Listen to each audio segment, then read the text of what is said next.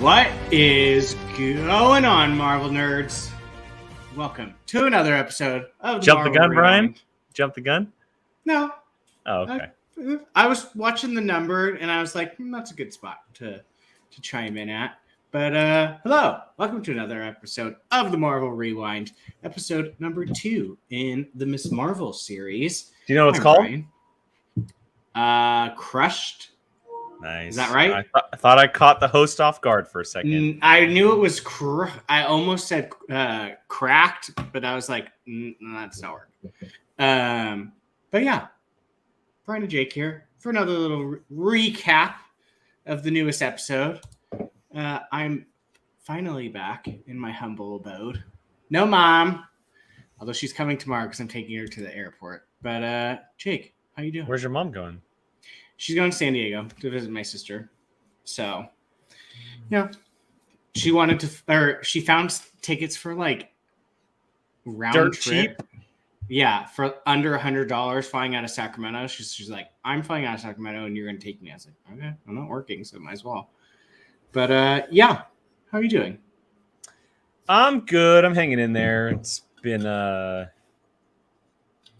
It's been busy, and I know I sound like a broken record when I say this, but the wedding stuff is. I RSVP'd. Finally. And you can't give me crap because on the invitation it says till July 15th. Yes, but Brian, you've had the invitation for how long? You've had the invitation for how long? Probably about a month. I mean, I could have sat on that bad boy for another month and I still would have been following protocol.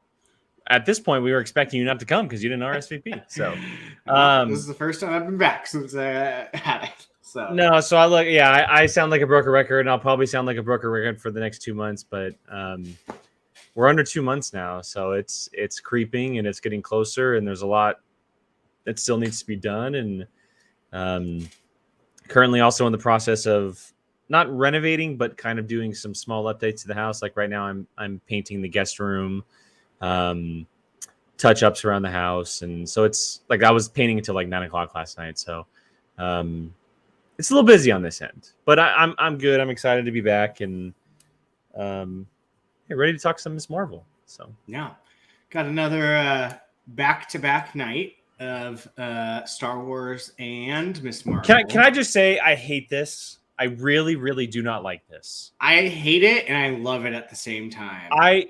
It's obviously cool to get all this content, but Miss Marvel's put on the back burner every week because Obi-Wan Kenobi. And it sucks because it'll be halfway done by the time she goes into her own. And I get the idea of like not doing it because Friday, you don't want people talking on the weekend. You want it happening during the week. Then do like a Tuesday, Thursday release or something. Or do a Wednesday, Thursday. I mean, it sucks that we have to do this on Wednesdays. Like watch both of them because Obi-Wan obviously while it's on is going to be the more talk of the town than Miss Marvel will be. Yeah, I understand. I agree. In the moment, I'm like sensory overload because I'm not working right now, so I get to stay up till midnight. So I'll go to midnight. I'll start with Obi-Wan, then boom, right after to Miss Marvel, and it's like overload. But at the same time, it's like you and I were talking before. Like I missed stuff the first watch probably because I was still sitting there thinking about what happened to Obi-Wan. So yeah, I get the back-to-back is kind of weird. I know last time because sometimes Disney Plus drops it like anywhere from 15 to 10, like 15 minutes early. And they did stagger it the last time. It was like they dropped Obi-Wan like 20 minutes and then Miss Marvel like 10 minutes before midnight. This time they just went poof and dropped them both at the exact same time. But yeah. What did you think about the episode? I mean, out of the two, and obviously there's only two to talk about. I think it's the better of the two. Okay. I think it took, I think there's better things in one, but there's also better things in two. I think overall as an episode, 2 was better. Okay. But you're still loving the show. Yeah, I think the show's great. I think it's. I was thinking of this while I was watching it, And I know this won't be the case because obviously she operates in the larger MCU, but this reminds me of um, not as serious and not as like darker toned and stuff, but very similar to a like Teen Wolf style show where they're dealing like with these powers, but it's set in high school and they have to deal with the teen dramas of having a crush on a boy and finding out that that person's parent is actually someone serious, right? Scott and Allison and Teen Wolf, for example. Like it just, and I say that because it reminds me of a show that can go for like 4, 5, 6, 7 seasons. Maybe even a better example is something like Smallville, where if it wasn't in a universe, this is a show that you would see her grow up through a couple years of high school, and then eventually maybe out of high school, and you get to spend time with this character and these other characters that are with her, and all these different branches. But obviously, after the season, she's going to be in a movie, and we don't know where she's going to be headed. And I miss those types of stories. I don't know if it's because of my Smallville love. You missed a or bit of love a for those types of grounded shows. series. Yeah, and it's nothing like I'm super excited to see her with other characters and like her enter the larger picture. But there's a part of me that's also like, oh wow, like it would be really cool for this just to be her and like fully dive into her history and like all these crazy stories where the characters come to her rather than her going to characters, and it's just her world because she's a 16-year-old girl, and we've seen so many cool stories in the past where we've seen 16-year-old boys or girls deal with either they're regular people with no powers and they're dealing with high school stuff, or they are powered, a la Smallville and Teen Wolf and stuff, and they have to deal with that on top of their regular lives. So, but outside of that, like, I don't really have any major reservations about the show this moment. I am enjoying everything that's kind of putting forward. I think it's oh my god, I always forget her name, her main character's name. Iman Vellani? Is it Iman Vellani, right? Yeah. You said it best on Twitter, but I think she's like a superstar. I think She's just the best part of the show. Literally, like her. She has charisma that a lot of people don't have at their age. It reminds me a lot of when Millie Bobby Brown came on the scene, where everyone was like, "Oh my god, that's the it girl!" Like, give this girl some time to really like. Maybe after the first full season, 6 full episodes, maybe after the movie, everyone's gonna be like, "Yep, she's got what it takes." So yeah, I think the show's been fantastic so far. Yeah, completely agree. Still love it just as much as I did last episode, if not more. Again, I have no complaints with it. They stepped back a little bit, I think, on the like drawing everywhere and stuff like that on this one. They did it a little bit. They did a little bit. Not as much as the last one. Yeah. But like it's so entertaining. She makes me laugh just because she's just the way she is. Like, I think why I like her a lot is because I feel like she's playing this character, but she kind of is this character. And I think she's playing herself. Exactly. And I think that's the main reason why I like her. And everything she's doing is so funny and so well done. My favorite part of the episode is literally when she comes home after meeting the boy at the party and she does that whole dance routine going to the fridge to get out a Capri Sun and then just says hi to her parents and then goes back. That was my favorite part of the whole episode. Had nothing to do with the plot. Like, it was just literally her crushing over this guy who she may or may not be related to. And just like she's not related, but their families obviously have some kind of history. Exactly. But I mean, like, that is my favorite part, is just her literally doing silly, funny things like that. Yeah. It's you said it perfectly. She's playing herself as an actress playing the role. Like, it's just too good. It makes me laugh so hard. when she's doing stuff because she's playing this character that is a fangirl of these superheroes when in real life she's a fangirl and she's acting like how 99% of us act around these characters. And that's my favorite part.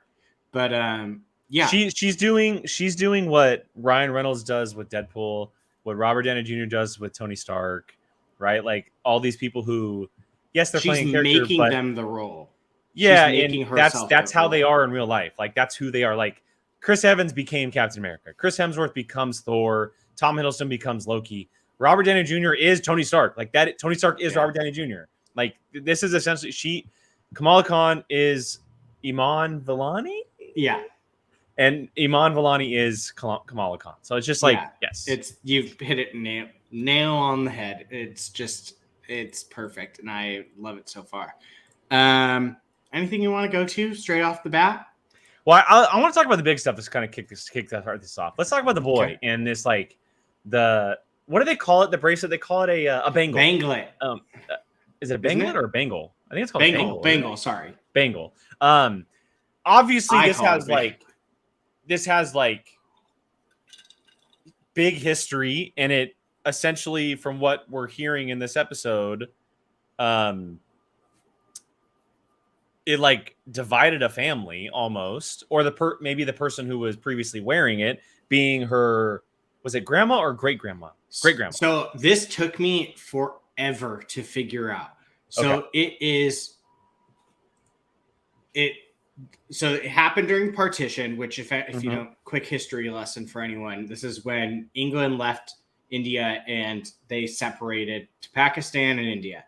And so it is the great grandfather and the grandma were getting on the train, and then the whole story, we'll talk about it. And then the great grandma is the one that disappeared. The grandma is the one she FaceTimes. Yeah, so the great grandma is the one that her mother says essentially that she's like the devil. Correct. Okay. Grandma is the one that she FaceTimes and is like that. Which is so it's the grandmother's mother essentially is what we're talking about here. I'm very interested because I always loved when like stories like kind of go through the generations of families. And we've seen it in previous stuff before, like plenty of times. But I just love when like take Kamala, for example. You know, Kamala, she discovers this thing that she thinks is really cool. It has like these powers, like she's feeling like this is kind of what she's meant to do. And then she learns that it divided her family and that her family has huge hate for this person that maybe have dealt with it at some time. And then she gets like these pictures of these people and she's like learning the history slowly and like kind of what's happening and getting these like mixed signals of what's going on. And then the cliffhanger at the end, obviously, with, is it Cameron? It's Cameron. So Cameron and then Cameron's mother, maybe they're after the bangle, maybe they're connected to it. But that line of I've been looking or waiting for you for a very long time is very interesting. I just love when they dive into like mythology like that. And so, of course, I want to talk about it first because this is obviously where the power set comes from and how she becomes Miss Marvel. But and correct me if I'm wrong, Brian, or disagree for what I'm saying, but I feel like maybe her great grandmother was a previous Miss Marvel, essentially. I mean, yeah. Maybe not to like the superhero status, but she was using it. Yeah, I get me personally wary of giving her a Marvel title just because there's just so goddamn many at this point. Oh, for sure. For like sure. 10 of them. But yeah, I would assume she wielded this bangle. That's what I'm thinking. Some capacity. Not like she was never a Marvel or anything. It's because there's like 10 of them at this point. And I'm still with Gordon. He said this last week, but I'm 100% still with this that I think it's Kree related somehow. It would make sense. It would totally make sense. Why am I drawing the Negabands? Is that what they're Yeah, called? that sounds familiar. That The does nega. sound familiar. Yeah. It's something that I can never say his name correctly. Qzar, Yes. whatever. What is the guy? Marvel. Kuasar. If you want to look it Yeah, up, negabands. The Quasar. millennia-old negabands were powerful relics of the Kree Empire, transforming mental energy into physical energy. I mean, it could be essentially a version of a negaband. Yeah, and I think that's probably what you're gonna get, mixed with a little bit of Inhuman. I think possibly. Well.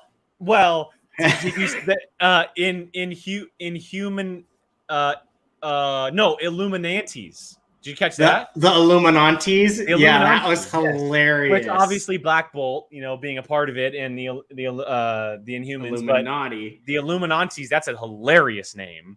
That was but a that genius. I was like, ooh, like Illuminantes, her comic history with the Inhumans, Black Bolt, and the Illuminati. What a cool little Easter egg for fans who are digging into that. And Bruno saying the power seems to be coming from inside of you. Yes. Well, and so I'm thinking that it's very similar to oh my god, what am I the Mist, the Terra Mist in Agents of Shield. Oh, the Terrigen, yeah. The Terrigen Mist, where they went through this process that unlocked their power. I'm thinking, let's call it the Negaband at the moment, has officially unlocked her power. I think that's what's happening. I think so. What if she's the first Inhuman in the MCU? She might be. Like, it's a very high possibility that she's the first Inhuman. Like, they could honestly just be out there. Well, that we know of anyway. That we know. Yeah, exactly. But she may be the first like official one that we are. How cool would that be if they, over the last year, like we've all been saying, like Inhumans are so far off. They did that crappy TV show, and then in a month span, they dropped Black Bolt and Miss Marvel. Last week I was very much on the like, yeah, they're not doing Inhumans for a while. Once he dropped the power is coming from inside you, I went, oh, okay, maybe they are not afraid to throw the Inhumans back, especially since they dropped Black Bolt. Yep. Like that. I mean, why not?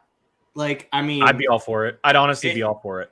I mean, even if you don't use them, like right away, knowing that they are there is good enough for a while. Like, not just like being like, we're shelving the Inhumans. X-Men are coming, whatever.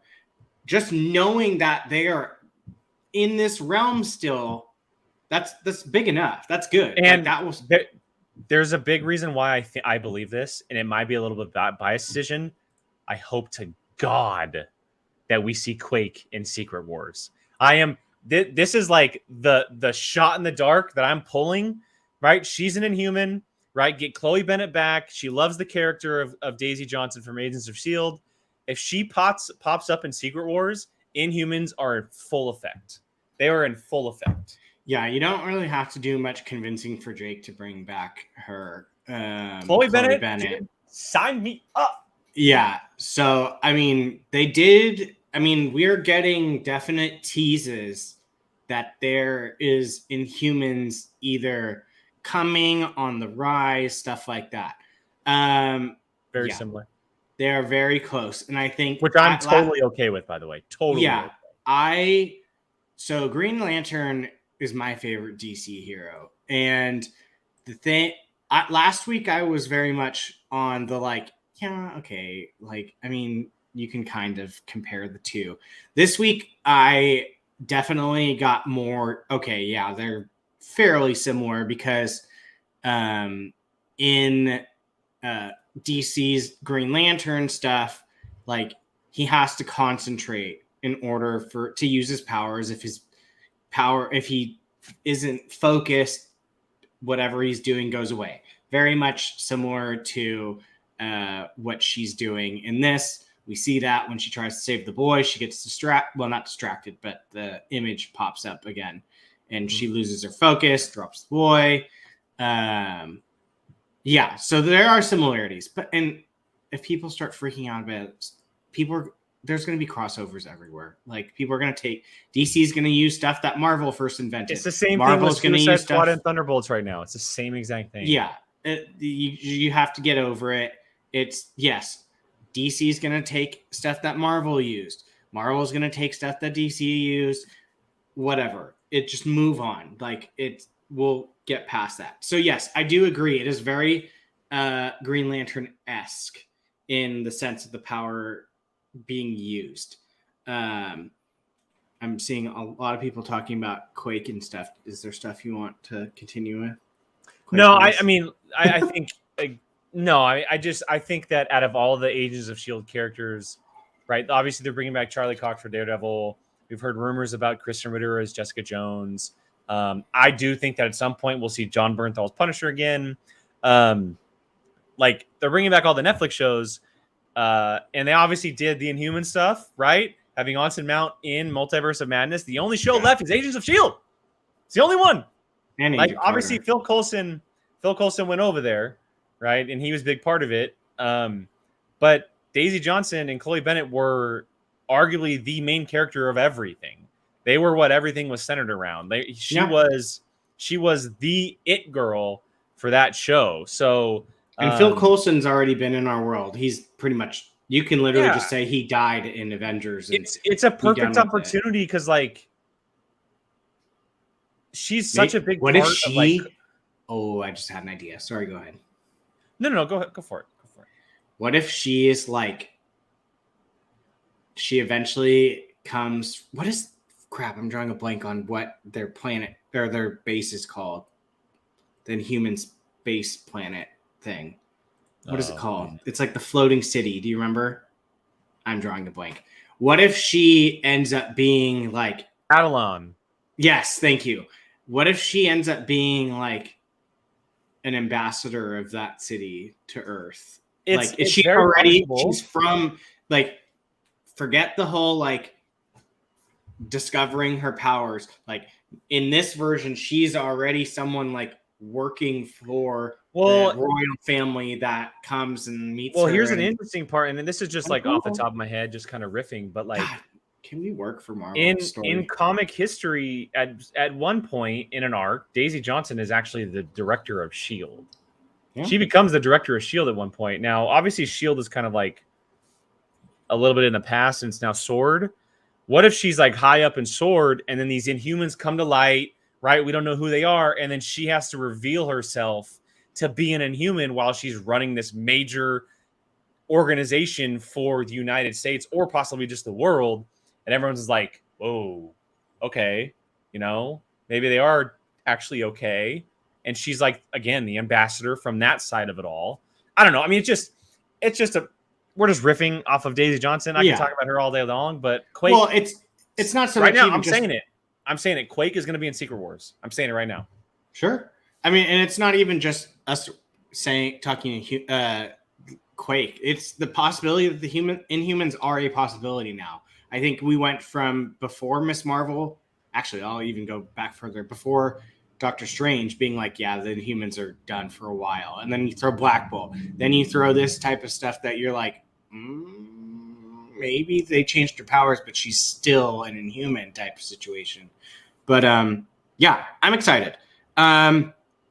So another thing for me that I want to hit is, dude, damage control is not like damage control. There are some shiesty things, and I'm saying it again. They're the Skrulls.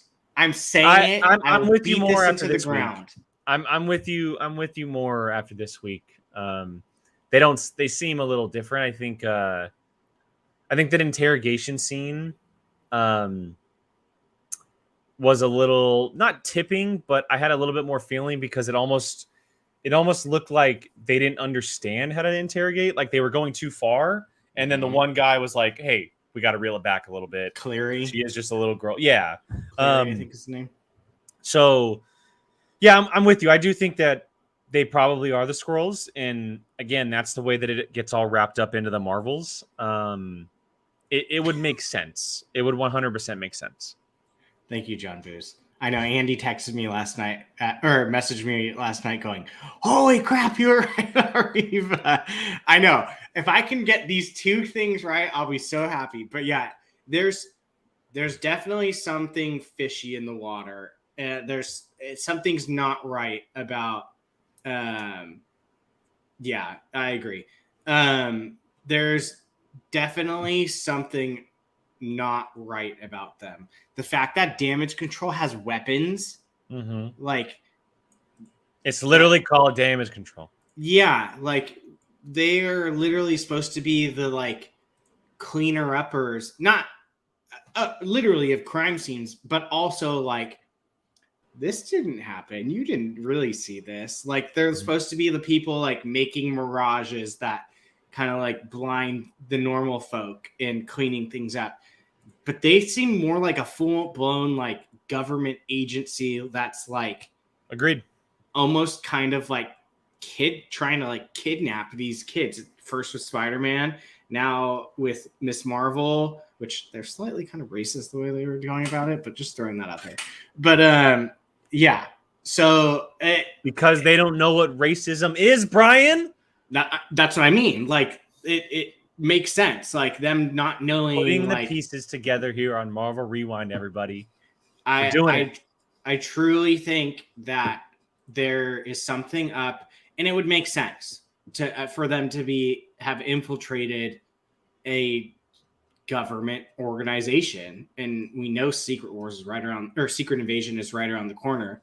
So do I keep saying Secret Wars? Sorry, for the whole Daisy Johnson thing. Secret Invasion is what I meant. She's going to show up in Secret Invasion. That's what I meant to say. Oh my God, secrets. Lots of secrets happening. But yeah, I think this is a perfect way to feed them into Secret Invasion. If I said war, I meant invasion. I meant invasion for all of it. Yeah. So, for all of it. Oh, I thought I thought you meant she's gonna pop up in Secret Wars coming. No, I think everything that happens in Secret Invasion will lead to Secret Wars. I do think she'll be in Wars, but we will see her in Invasion first, is what I'm saying. Like with Sam Jackson, Ben Mendelsohn, Emilia Clarke, etc. I think that she will be in that. Okay. So every time we've said Secret Wars, we meant Invasion the whole entire time. Yes. But yeah, there's something fishy about them. I don't trust them, which I don't think I'm with you. I'm with you. It makes sense. It absolutely makes sense. What else you got? Anything? What is her power is called Hard Light? Or that's what she named it. It's not. It's called it's called Nightlight. No, that's what they named her.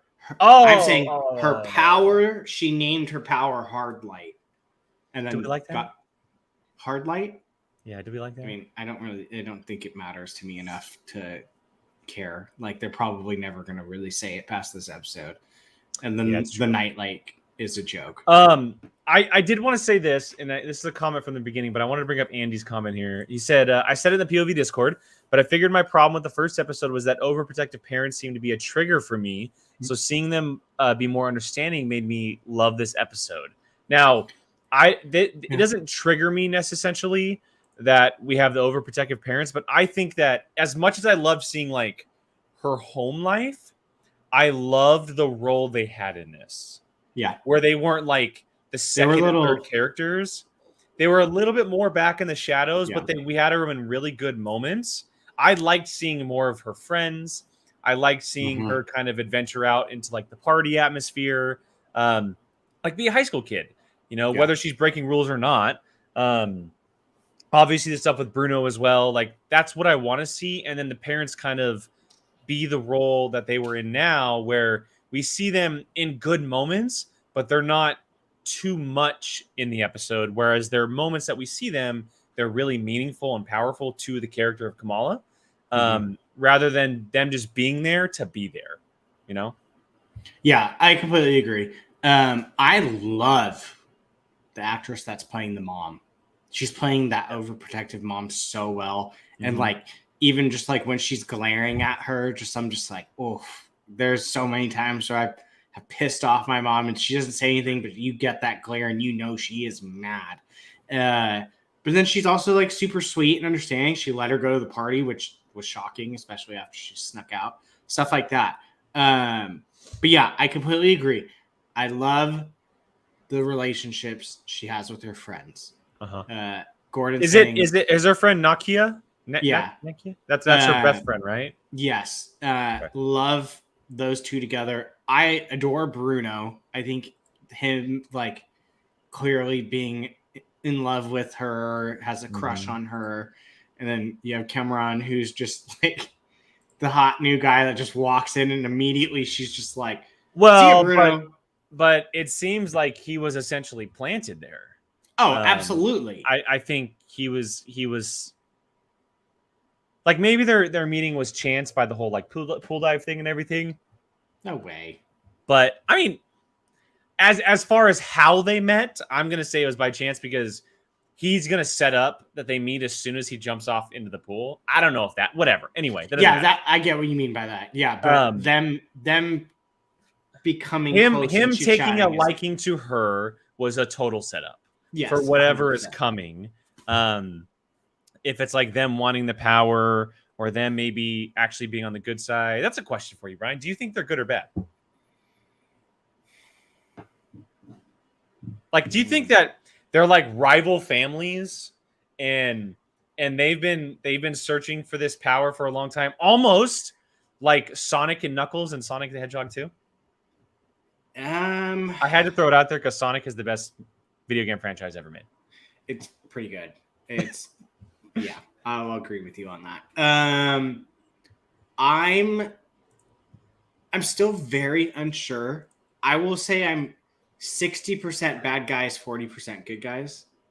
Maybe. Okay, so you're leaning more towards bad though. I'm starting to lean towards suspicious. Like, okay. Because if you had really good intentions, like, you probably didn't really like need to sneak around the family as much. Like almost trying to take advantage of her because she doesn't know what's going on.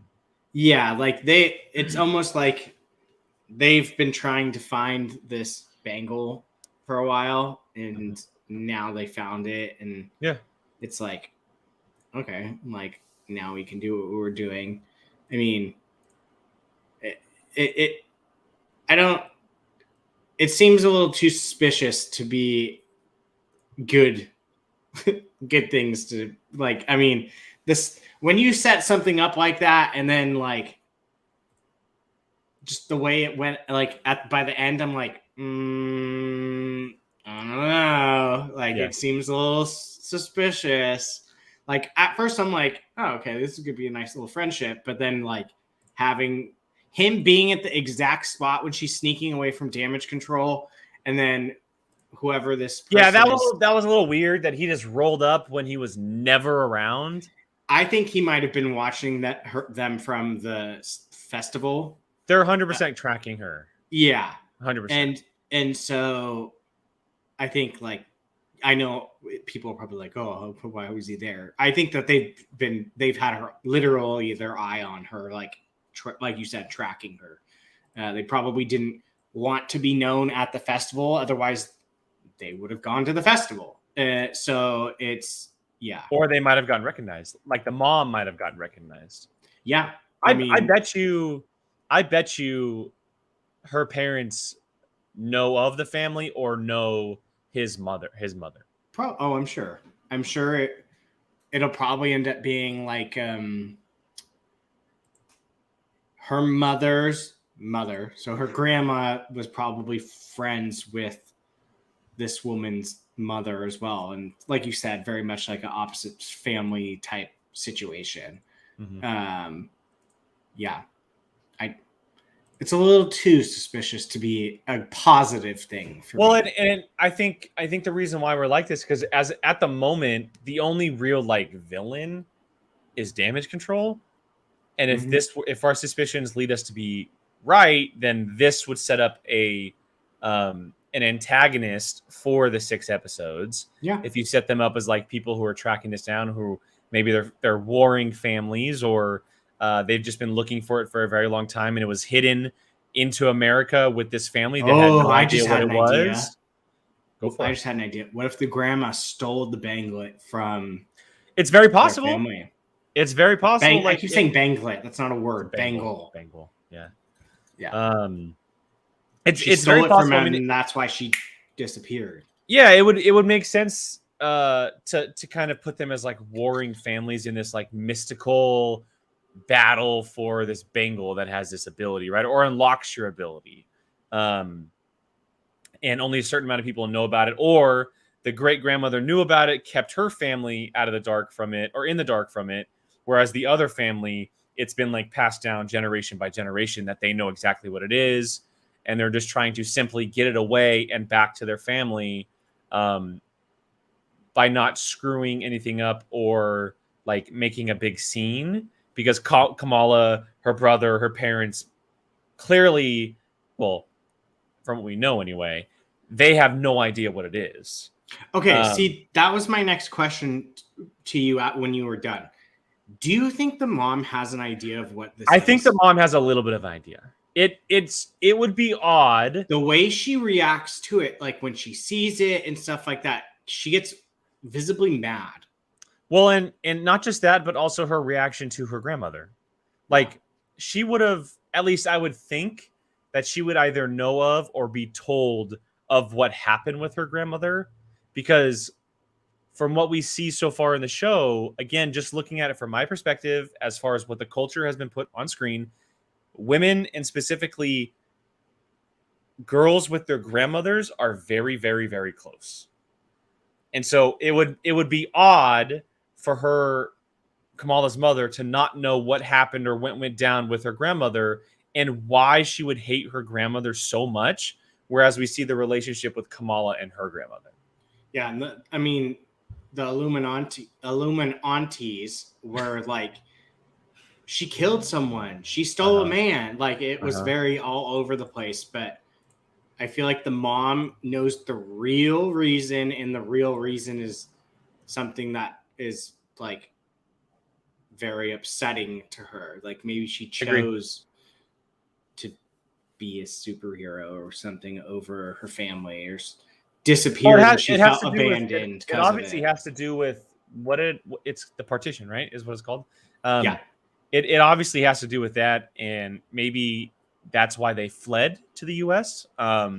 Maybe that's why families were split up, or that people actually did die because of this ability and this bangle, and maybe something did happen where she was trying to protect, or just maybe got a little too greedy with it, and something may have happened. But I mean, we're clearly going to get the answer soon, whether or not it's next episode from the perspective of the mother and the son, or eventually down the line of Kamala's mother sitting her down and telling her the actual story of what happened, and us getting like a flashback sequence, something like that, I think is probably what we're going to be getting. So, yeah, I completely agree. Either way, it's very much clearly going to dive into a family's history. Nope. And like what has happened through this family. So yeah, we're going to bring some. Yeah, I was going to bring a comment up just right here from Gordon. Do you think that eventually she'll be able to use her powers without the bangle? That's a great question. I'm gonna say yes. See, now I'm starting to think I'm gonna say no, because like I said, I am not. This is a very new Marvel character, under 10 years old, comic book wise. Mm-hmm. I'm under the impression that she's always wearing the bangle. That's part of her just outfit. Now, I know I'm not stupid. I know it's not like where she's getting her powers from, because she's inhuman. But I believe it's a part of her costume regardless. So that part of me makes me think, yes, it'll always be with her. But at the same time, like, maybe it's like, even in a way, like holding back her true inhuman power, which is this that she can use on her own. If I'm not mistaken, and I'd have to go back and watch, but every time she uses an arm, is she only using the one with the bangle on it? Oh, I think you're right. And I've never Because thought about maybe she just thinks that she can only use that one arm to like use it. I don't know. I could be this could be totally dumb and stupid and random, but like I'm gonna maybe have to go back and watch eventually, now. maybe eventually she gets, you know, obviously familiar with it, and she gets in Well, that situations where she power has, engulfed her in the first and episode. that's what I'm saying. But when she like throws stuff or uses like the arm or whatever when she was trying to catch the boy, is she And she just even did using the the big one fist, arm? and it was that. That's what I'm same saying. Like, one. is she just using the one arm? Like, does she think that it only comes from that? And maybe we're going to see a sequence where she actually does realize, like Bruno said, that it comes from an inside her and she can use it at any point in time. Well, but then again, she is stepping on stuff. So that comes from her lower half. She's obviously creating. So yeah, I guess that would be out the window. I don't know. I just feel like at some point, not to say It would make sense that she's not relying on it. Yeah, like, I think it's because not if she's very, going to space and eventually with Captain yeah, Marvel, it's not a very good example, but it'd be very similar to what like Tony Stark's arc. He grew from the chest reactor to eventually not having to have the chest reactor anymore, but he just felt like he needed it, right? Yeah, like he felt like it was a part of him. well, it's he had to get over the why hump Pepper of saved him. it. Exactly. He needed to get over the hump of realizing that he didn't need it anymore. And it almost feels like maybe. Oh, Gordon has a good comparison too. Oh, there you go. Yeah. I mean, how Thor needed Mjolnir. Yeah. Like, I think at some point she's going to, not to say that it's like, obviously it's like a family heirloom or something, but maybe it's a situation where it gets destroyed. That's what I think. She doesn't think that, like, she thinks everything is over. Like, it's done. It's destroyed. And yeah, exactly, Gordon. That's actually perfect. Going back to Thor Ragnarok, right? Mjolnir is destroyed, right? Thor doesn't think he has any power left. But that moment where he just gets into rage against Hela, and Odin says, lightning. Odin says, "You're not the god of hammers. You're the god of exactly." Thunder. And he starts to use all the lightning with his fists and like just with his ability. I think it's going to be similar to that, where she realizes that it's not the bangle, it's her. It's always just going to be her rather than the bangle. It's a good call. Very good call. Well, that is such a good line. I didn't make you the god of hammers. Yeah, I love it. Thunder. I love it. That scene also when he has no eye and he's just engulfed in lightning. Oh, epic. Hurry up and get Gabby to Ragnarok. We have a long way to go. I know. The Phantom Menace is coming out this week, so I know. You guys pause on MCU right now. You went straight to Star Wars, but oh yeah. Hey, capitalize on that interest if I'm you. Anything else? She really likes it. I don't know why. I know really it's not. Don't complain. Anything else Miss Marvel related? I think we covered all. We touched on everything big. I mean, there's the. I think the show is very quirky and lighthearted and charming. You and I talked about it before, but the Kingo name drop. Oh, great! It was great going back to Eternals. Yeah, I didn't. I told Jake I didn't catch it the first time. I caught it the second time through subtitles. Yeah, Kumail Nanjiani's character in his Bollywood history. What a great Kingo, way to. Is that what they said? Well, Senior Kingo, which would have been our Kingo's grandfather, but the same Kingo. Anyway, great. It's just a great little Easter egg and nod to obviously what we saw in Eternals, and the argument over who like his better movies and stuff, and the fact just thinking like, oh my God, they're talking about Kumail Nanjiani, one of the funniest guys on the planet. It was just a great little reference and tease for Marvel fans, and I really enjoy the stuff that they're doing like that. There's a lot of moments like that. They're a lot of fun. So great little reference by the creators of the show. Completely agree. Anything else that you got? That was my whole entire. I think that's the big stuff, man. I honestly, I just really wanted to talk about the powers and kind of the history of it and what we're going to see next. And bringing up damage control was really good because that's a big part of all this. Secret Invasion, not Wars. And Secret Invasion is the first one. Secret Wars we will officially be getting eventually. But I'm excited for the show. We have 4 episodes left. Unfortunately, it's only 6 episodes. Okay. One quick other thing. Time of length, perfect. Yeah, it's like 40 minutes, isn't it? Yeah, there it's like it says like 54, but then like with credits. Yeah, so it's like high 40 to 40s. 45 minutes with 10 minutes of credits and stuff like that.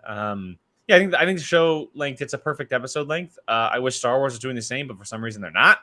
Um, and I think I'm just looking forward to it. I'm excited to see where it goes and what the characters do and how Miss Marvel learns of all this stuff and if there was a great Miss Marvel in the family line and stuff. So I'm excited for all the mythology that's coming our way. Me too. It's been a fun ride so far, and we still got 4 more episodes, which means you see us 4 more times to talk about Miss Marvel on the Marvel Rewind. If this is your first time, thanks for joining us. If not, Star Drew, Gordon, Andy, as always, everyone in the chat, thanks for joining us. Tomorrow, we will be doing our recap of Obi-Wan Kenobi on the Fandalorian Club. So check that out. On Tuesdays, we do Apocalypse Now, which we did yesterday.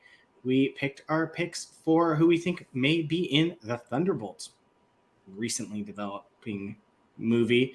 But yeah, that's going to do it for us. I'm Brian. That is Jake. Thank you for joining us, and we will catch you guys next time.